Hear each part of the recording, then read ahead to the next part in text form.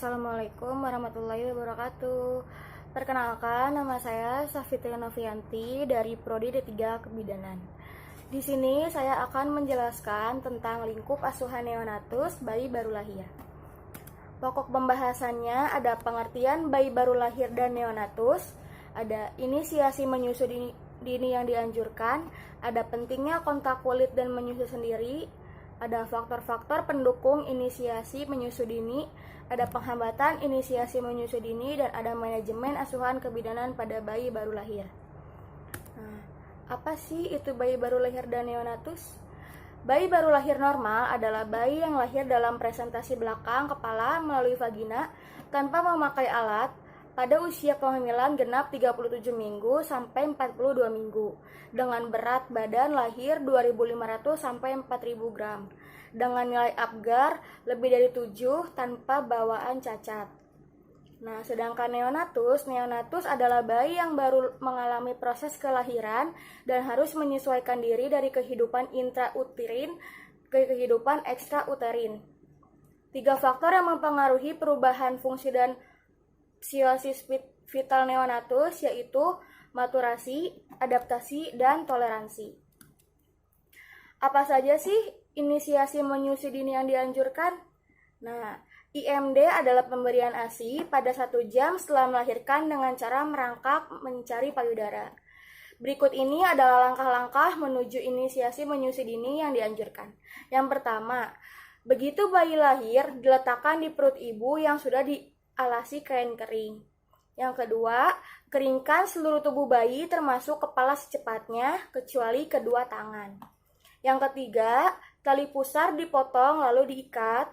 Yang keempat, vernix atau zat lemak putih yang melekat di tubuh bayi sebaiknya tidak dibersihkan karena zat ini membuat vitamin kulit bayi. Dan yang kelima, tanpa dibendong, bayi langsung ditengkurupkan di dada atau perut ibu dengan kontak kulit bayi dan kulit ibu. Ibu dan bayi diselimuti bersama-sama. Jika perlu bayi, topi untuk menerangi pengeluaran panas dari kepalanya.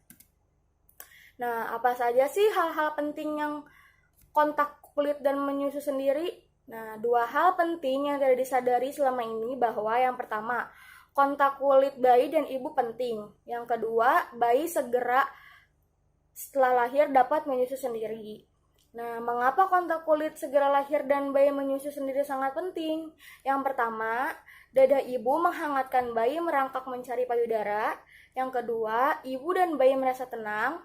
Yang ketiga, saat merangkak mencari payudara, bayi memudahkan bakteri dari kulit ibunya. Yang keempat, bonding atau ikatan kasih sayang.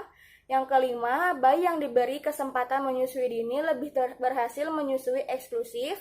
Yang keenam, puting susu ibu merangsang pengeluaran hormon oksitosin. Yang ketujuh, bayi mendapatkan ASI kolostrum ASI yang pertama kali keluar. Dan yang ke-8, ibu dan ayah akan merasa sangat bahagia. Apa saja faktor-faktor pendukung inisiasi penyusui dini?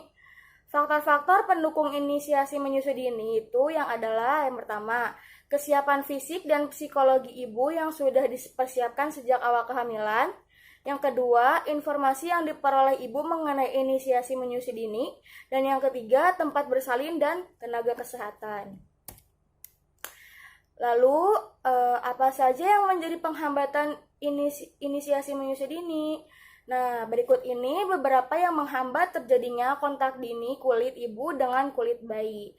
Yang pertama, bayi kedinginan. Yang kedua, setelah melahirkan, ibu terlalu lelah untuk segera menyusui. Dan yang ketiga, tenaga kesehatan kurang tersedia. Yang keempat, kamar bersalin atau operasi sibuk. Dan yang kelima, ibu harus dijahit. Yang keenam, suntikan vitamin K dan tetes mata untuk mencegah penyakit gonor. Yang ketujuh, bayi harus segera dibersihkan. Yang kedelapan, bayi kurang siaga. Yang kesembilan, kolostrum tidak keluar atau jumlah kolostrum tidak memadai. Dan yang kesepuluh, kolostrum tidak baik bahkan berbahaya untuk bayi. Lanjut, ada apa saja sih manajemen asuhan kebidanan pada bayi baru lahir?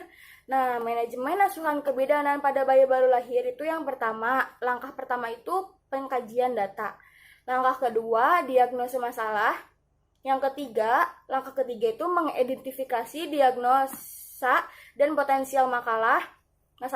Langkah keempat, identifikasi tindakan segera. Langkah kelima, merencanakan asuhan kebidanan bayi baru lahir. Langkah keenam, implementasi asuhan bayi baru lahir. Dan yang langkah ketujuh adalah evaluasi. Nah, sampai situ saja penerangan saya melalui lingkup asuhan neonatus bayi baru lahir. Sekian dan terima kasih. Wassalamualaikum warahmatullahi wabarakatuh. Dadah.